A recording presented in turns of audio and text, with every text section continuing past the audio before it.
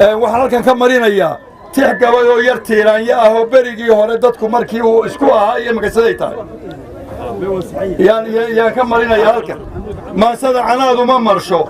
iyo ceeb nin kale doon caqligaan bislayn baa wuxuu doono caarada caadaystayaal ba iska jira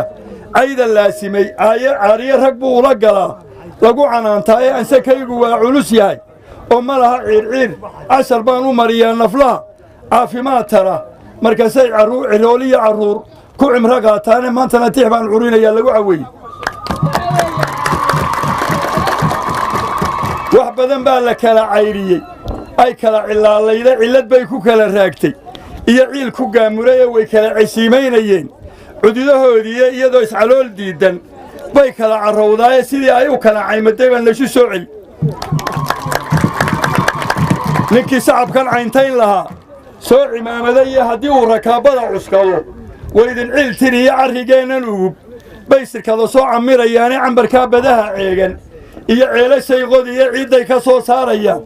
dahabkii ceedhnaaye ciyoon baa la wada tuurayaa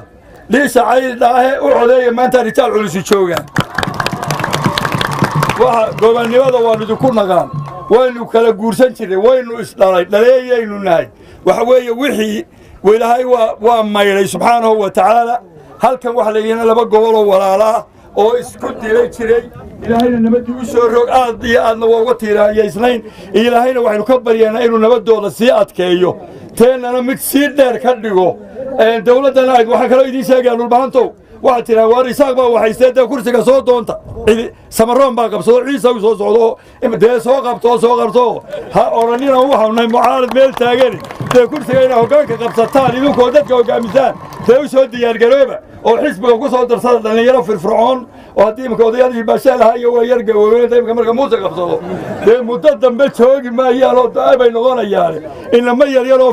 firfircoon oo xisbiga soo gala oo odayaasha waaweyn dhaxlo hadhow annana aanu dabagallo soo sameeya haddii ilaahay ka dhigo assalaamu calaykum waraxmatullaahi wabarakaatu